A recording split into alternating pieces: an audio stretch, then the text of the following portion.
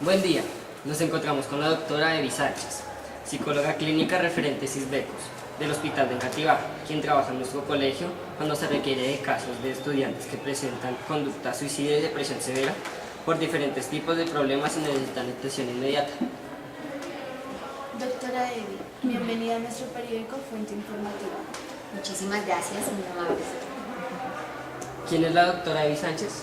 A ver, la doctora Evi Sánchez es una profesional en psicología, graduada hace más o menos 14 años, con experiencia en el tema de prevención de la conducta suicida. En este momento tengo a mi cargo una intervención que se llama Sisbecos desde la Secretaría Distrital de Salud. Sisbecos traduce un sistema de vigilancia epidemiológica de la conducta suicida. Este proyecto lo estamos trabajando a nivel distrital en las 20 localidades. Entonces atendemos casos de ideación, amenaza, intento de suicidio y suicidios consumados. Una vez que la orientadora Marina detecte un caso de un estudiante con seria depresión y la llama a usted, ¿cómo es su intervención? Gracias. Inicialmente entonces el caso es detectado por orientación escolar, tiene el primer conocimiento del caso, ella se comunica inmediatamente conmigo, llego a la institución, hago una intervención a nivel individual con el estudiante, donde se trabaja todos sus factores protectores, ¿cierto? Y posteriormente hacemos una canalización a algún servicio de salud, en este caso puede ser psicología o psiquiatría. Posteriormente hacemos una entrevista a la familia para dar un plan de mejora para este estudiante.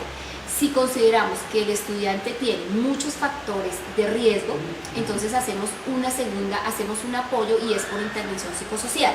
¿En qué consiste? De que baja un profesional igualmente al domicilio del estudiante y de la familia y va a hacer un seguimiento al plan de acción que nosotros ejecutamos inicialmente y realiza 3 visitas y posteriormente hacemos el cierre de caso. Pasado más o menos un mes, la referente de Sisbecos se comunica telefónicamente y hace un monitoreo y un seguimiento. ¿Cuál es la finalidad de este monitoreo y seguimiento? El restablecimiento emocional del usuario. Si nosotros encontramos que el riesgo ha disminuido, entonces dejamos sin embargo unas recomendaciones, pero si por el contrario observamos que el caso se mantiene moderado y que su tendencia es a severo, retomamos el caso nuevamente y hacemos la intervención.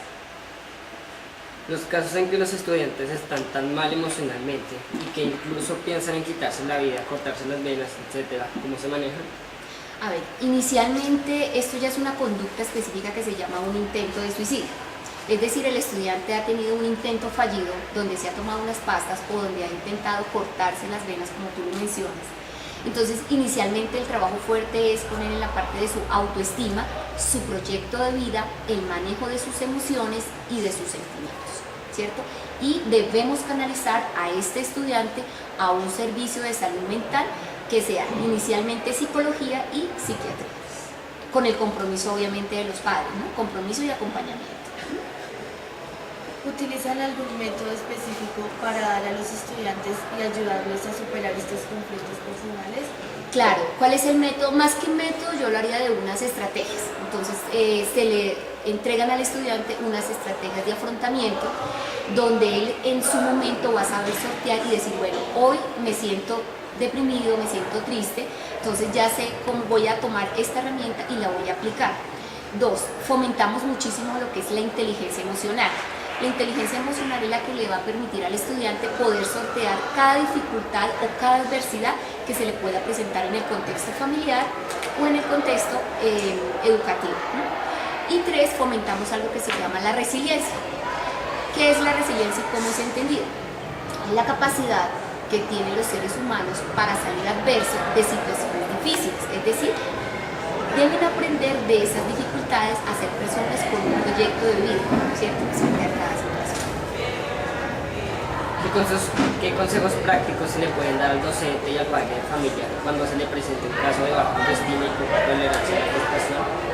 A ver, más que consejos en cuanto a la familia, ¿qué es importante? En la familia es importante fortalecer las habilidades para la vida, que cuáles pueden ser. Entonces podemos en la familia fomentar lo que es una comunicación asertiva, ¿cierto? Que se comuniquen asertivamente, que los estudiantes puedan entrar a dialogar y a establecer unas pautas con su familia, que los papás sean un poco en algún momento que puedan entender al estudiante, que no sean tan rígidos. A veces les establecen unas pautas, unas normas bastante rígidas y pues estas deben ser flexibles y concertadas tanto con el estudiante como con el padre de familia. Las demostraciones de afecto, importante que nosotros recibamos de nuestros padres y de las personas que están a nuestro alrededor, las demostraciones de afecto igualmente, ¿no? Que sea como en doble vía. Comunicación asertiva, que se fomenten unos valores, que realmente los apliquemos, que día a día fomentemos esa autoestima, ese amor propio, que todos los días así tenga dificultades me quiera, todos los días así como me mira a un espejo, las niñas especialmente que se miran que están muy lindas, entonces igualmente se tienen que decir que son muy hermosas, sin pedir aprobación, porque ustedes los estudiantes siempre están sujetos a la aprobación de la compañerita, si me queda bonito, si estoy bien peinada, cómo está mi maquillaje. No, ustedes mismas pueden tomar sus decisiones. Que es importante confiar en sí mismo, ¿sí? Hay que aprender a confiar en nuestras habilidades y también empezar a revisar cuáles son mis debilidades para convertirlas en unas fortalezas. En cuanto a las docentes, que es importante trabajar muchísimo desde el aula el tema de las relaciones interpersonales, ¿cierto? El tema de la empatía. Estas dos habilidades para la vida van a permitir en los estudiantes desarrollar algo que se llama su propia autonomía y tomar sus propias decisiones. Entonces es muy interesante fortalecer esas dos habilidades. ¿Qué hace para manejar en el adolescente los niveles excesivos de ansiedad, estrés, enojo, resentimiento? Canalización de emociones, ¿sí? Cuando un estudiante actúa o se comporta de esa manera, se comporta irritable, compulsivo, ansioso, hay que trabajar muchísimo o especialmente se trabaja el tema de las emociones. Entonces se trabaja cómo expresar y cómo canalizar una de sus emociones. Por ejemplo, si en este momento él está molesto, tiene mucha rabia por alguna situación que se presentó en la institución o en la familia, lo ideal es que él, por ejemplo, canalice su emoción escribiendo, ¿cierto? Que canalice su emoción rayando, ¿cierto? En algún momento, ¿por qué no? Llorando, ¿cierto? Entonces esas son se le dan estrategias para que él pueda canalizar en ese momento la ira, la rabia, el miedo. Uno de los miedos tiene que enfrentarlos, ¿sí? No huirles. ¿Nosotros qué hacemos? Nos hacemos a un ladito y tratamos de evitar ciertas situaciones por temor y por miedo. Entonces al miedo hay que enfrentarlo. El miedo no existe, es producto de mi propia imaginación. ¿Cómo evitar que un estudiante se coma excesivamente las uñas? ¿Cómo evitar que un estudiante se coma excesivamente las uñas? Esto tiene que ver con el tema precisamente de la ansiedad y del miedo, ¿sí? Entonces es un mecanismo de respuesta y es un mecanismo de defensa, porque no tiene como más jalar el pelo al compañerito o bueno, ponerse a mover los pies, entonces como que lo inmediato que tiene es. Entonces que hay que empezar a trabajar en él, definitivamente lo que les acababa de decir. Cuando él se come las uñas es porque está enfrentado a alguna situación que le está generando o que le está fomentando algún temor, algún miedo. Entonces, él no, en este momento no cuenta con la capacidad de poderlo enfrentar. Entonces, él acude ¿a qué?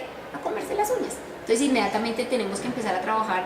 Inicialmente hay que hacer una valoración con este estudiante para mirar que no esté desencadenando alguna ansiedad, algún episodio o algún trastorno. Hay que detectar, hay que entrevistar un poquito más a profundidad y conocer un poquito más su contexto personal y su contexto familiar, ¿no? Para poder, pero sí viene asociado con el tema de una ansiedad o con el tema de temor o miedo. ¿Qué mensaje específico usted hoy envía a los adolescentes que están en situaciones críticas emocionalmente? Inicialmente, lo primero que hay que hacer es buscar apoyo de una persona como oportuna, una persona que lo sepa escuchar, que lo sepa orientar, que pueda hablar. O sea, los estudiantes se guardan las cositas para sí solitos y no hablan, o buscan el apoyo de su compañerito que tiene la misma edad, 13, 14 años. Es un estudiante que no tiene la experiencia, que no tiene el conocimiento para poder brindar una orientación acertada. Entonces, inicialmente comunicarse, buscar una persona que los escuche, que los pueda orientar, fomentar su autoestima, importante día a día, así como alimentamos nuestro corazoncito, nuestra barriguita, es importante fomentar nuestra autoestima. ¿Por qué los estudiantes caen en depresión? ¿Por qué los estudiantes no tienen la capacidad de poder enfrentar las dificultades, los obstáculos y los problemas? Porque no hablan, y uno tiene que hablar en su momento. Si las cosas acontecieron hoy voy a buscar la ayuda. No tiene por qué darme pena. Si me critican, porque siempre estamos sujetos al que dirán. Entonces aquí, el que oso. Entonces no puedo hablar, no puedo decir porque no es todo el colegio se entera. Qué rico, si todo el colegio se entera es porque yo soy importante, no porque es un chisme de pasillo, ¿cierto? Entonces es importante que se comunique, hablar, buscar oportunamente la ayuda. A veces uno espera que las cosas pasen y se agraven y cuando ya me siento que me estoy ahogando, pido auxilio. No, el auxilio hay que pedirlo antes de que yo sienta que me estoy ahogando. Sabemos que usted tiene que atender muchos casos críticos. ¿Quiere usted compartirnos aquel que más le haya impactado y cómo hizo para ayudarlo? Precisamente el día de ayer tuve un caso, estaba atendiendo una señora con un trastorno depresivo mayor y estaba terminando la visita y me llama una paciente de 49 años, donde me informa la hermana que se está intentando suicidar ayer por el mecanismo de asfixia mecánica con un saco. Entonces terminó la visita, la policía me acercó al CAI de Normandía, la policía me traslada en una patrulla y llego allá y estaban como 6 policías y pues la señora estaba en un estado, la señora presenta un trastorno esquizoafectivo, una esquizofrenia de tipo afectivo. Y la señora pues en este momento estaba como sin medicación y había entrado en un brote psicótico. Un brote psicótico es cuando la persona presenta alucinaciones visuales y alucinaciones auditivas. Entonces la persona le está hablando, le está diciendo que se autoagreda, ya empezó a morderse. Entonces en ese momento pues llego, atiendo el caso, ese caso me impacta bastante. La idea es trabajar en crisis, poder estabilizar un poco a esa paciente que quiere autoagredirse y que quiere nuevamente hacer su tercer intento de suicidio.